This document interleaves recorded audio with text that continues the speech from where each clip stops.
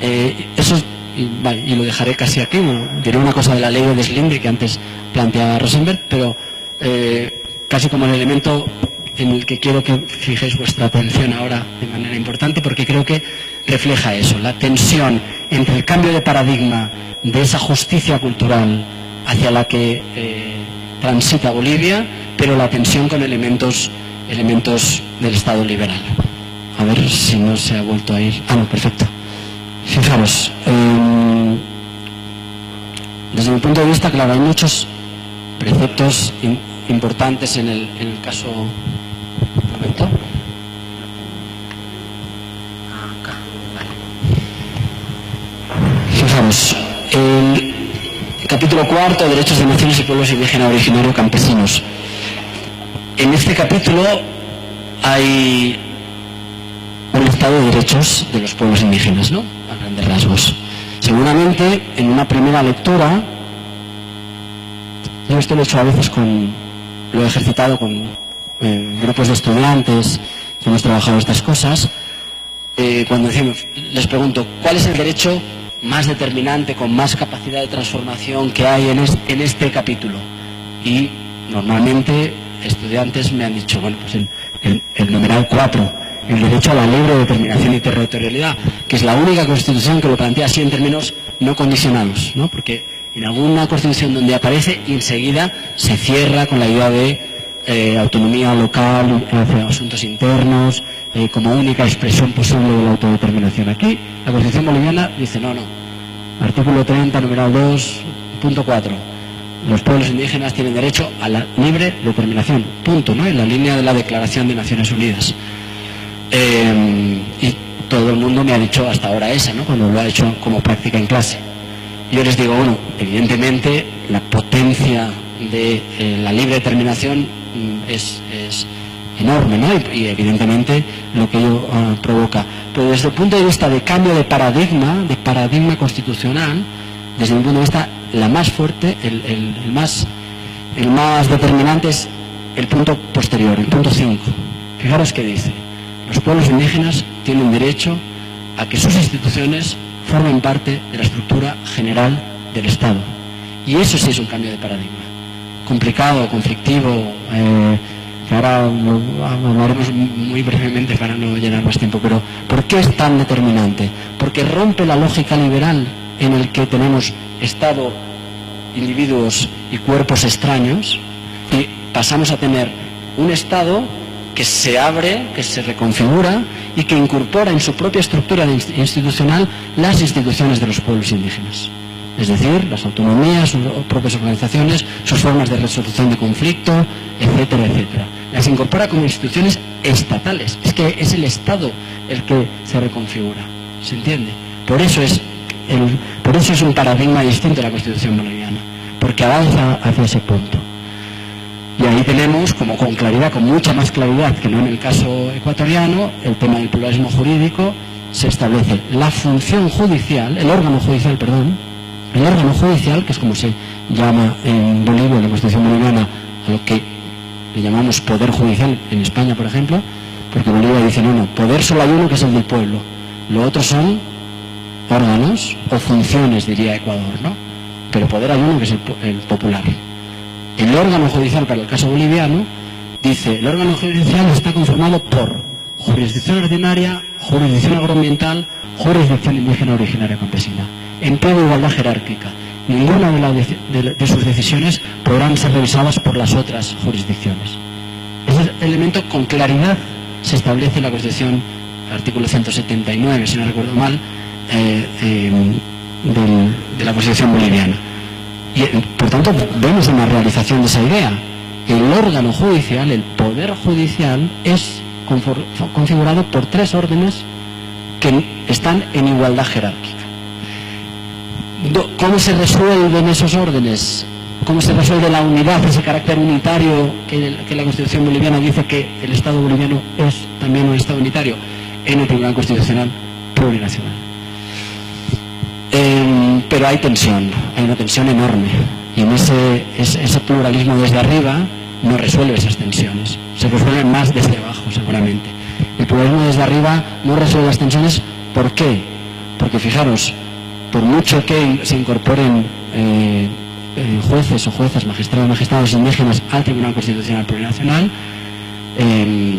lo que hay ahí es una resolución en una estructura que es ajena a la justicia indígena, absolutamente ajena. La revisibilidad por un órgano que se reúne en la paz, por mucho que venga y por mucho que haya una unidad y por lo que sea, pero que la propia revisibilidad de tus decisiones, cuando en tu organización la lógica y los tiempos y la manera de tomarlos están vinculadas a tu propia estructura comunitaria, solo trasladar eso a otro ámbito, por mucho que lo incorporen también magistrados indígenas, rompe esa idea de autonomía y de respeto, seguramente. Y la propia forma de Tribunal Constitucional es una lógica de Estado vinculado a la construcción del Estado liberal y fundamentalmente en su inicio al problema de Estados Unidos con los Estados federados, en realidad. O sea, tiene su origen histórico del Tribunal Constitucional, es una cuestión muy vinculada a esa lógica, ¿no? Y eso lo vemos en la ley de deslinde, y con eso ya lo dejo. Esa tensión la vemos en la ley de deslinde. Fijaros que antes se refería Rosenberg. En la ley de deslinde, fijaros que se dice, bueno, hay toda una serie de elementos interesantes al principio, pero lo que me interesa ahora para cerrar es lo siguiente. Se dice, todas las jurisdicciones reconocidas, tal, deben garantizar el derecho a la vida, además derechos y garantías reconocidos por la Constitución Política del Estado.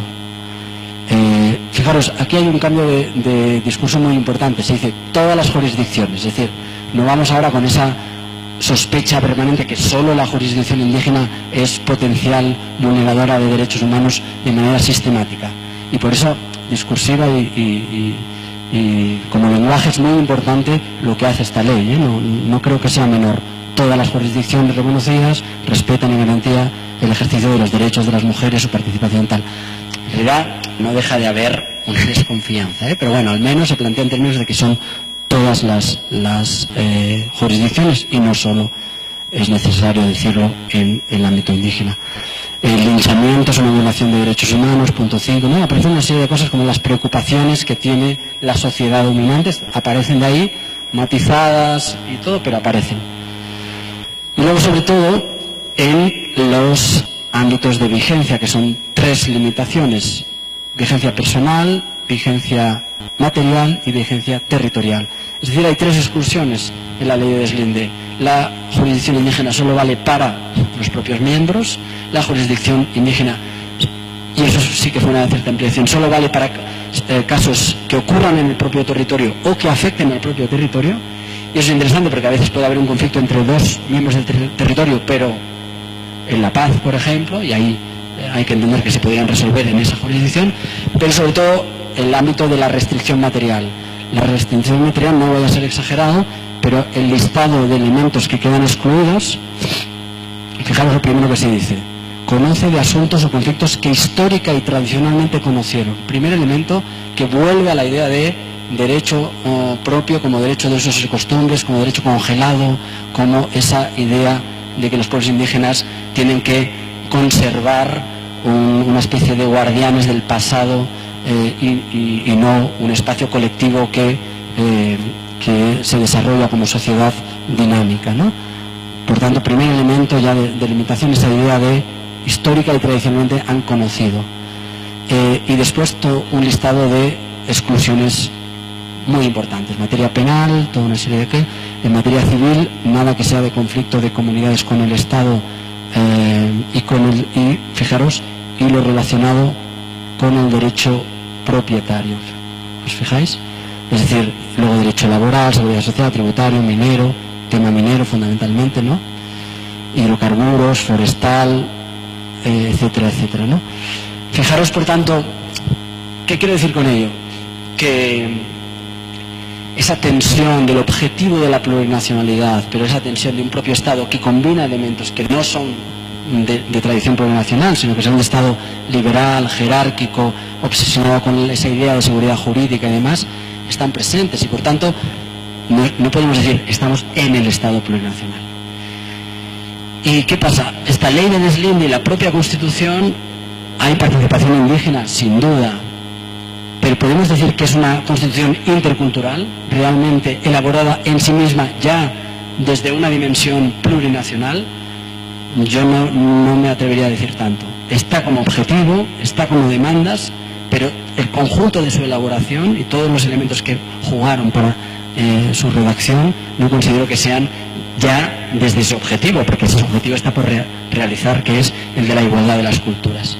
Por eso la Constitución es en parte plurinacional, pero en parte no lo es, y por eso se generan dinámicas complejas, y con eso cierro, y es que el Estado boliviano, seguramente, y el proyecto de Estado boliviano es el proyecto más ilusionante y más avanzado en estos términos, pero también tiene unos elementos profundamente conflictivos, y es que a veces, esa es una percepción o un posicionamiento político de mi parte, el gobierno boliviano confunde objetivo con realidad. ¿Y eso qué quiere decir? Bajo la idea de que el Estado boliviano ya es plurinacional, se debilitan los derechos de los pueblos indígenas. ¿Y por qué? Porque la justificación es directa, es ¿cómo vamos, por ejemplo, a reconocer derecho de consulta previa a una comunidad indígena que ya es parte del Estado? Si ya es parte del Estado, no tiene justificación jurídica un derecho especial que se justificaba precisamente por la exclusión de esa comunidad de los mecanismos de toma de decisiones. La consulta previa es un reconocimiento, y no es menor, de los estados liberales de que los pueblos indígenas no forman parte del Estado y que están excluidos. No está mal. Solo que haya un Estado que reconoce la consulta previa ya está diciendo que es un Estado excluyente, porque si no, no se justifica jurídicamente un derecho especial. Y eso no está mal desde el punto de vista político y jurídico. ¿Pero qué dice Bolivia? Dice, es que nosotros no somos excluyentes. Y como no somos excluyentes, no le podemos reconocer un derecho especial a los pueblos indígenas porque ya participan en el Estado igual que cualquier otro. ¿Se entiende? Y eso es un foco de tensión especialmente conflictivo, creo, en este tránsito, en este objetivo hacia el Estado plurinacional, que puede quedar congelado en esa falacia o en ese ocultamiento. No tenemos un Estado plurinacional, tenemos que transitar hacia él, y los derechos, mientras no estemos en ese Estado plurinacional, son determinantes, y por eso creo que el proyecto es ilusionante, pero a la vez es un proyecto que puede generar algunas dinámicas de bloqueo o de parálisis que también deben ser atendidas si queremos reflexionar sobre contextos futuros deseables en cada uno de nuestros contextos, y en este caso en Guatemala. Bueno, lo dejo ahí y abrimos, si queréis, si hay ganas y tiempo, y nos queda aliento para sus intervenciones, para un debate compartido. Gracias.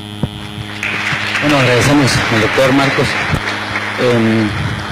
Seguramente aliento hay, lo que no tenemos es tiempo. Desafortunadamente, porque bueno, ya son las 12:40.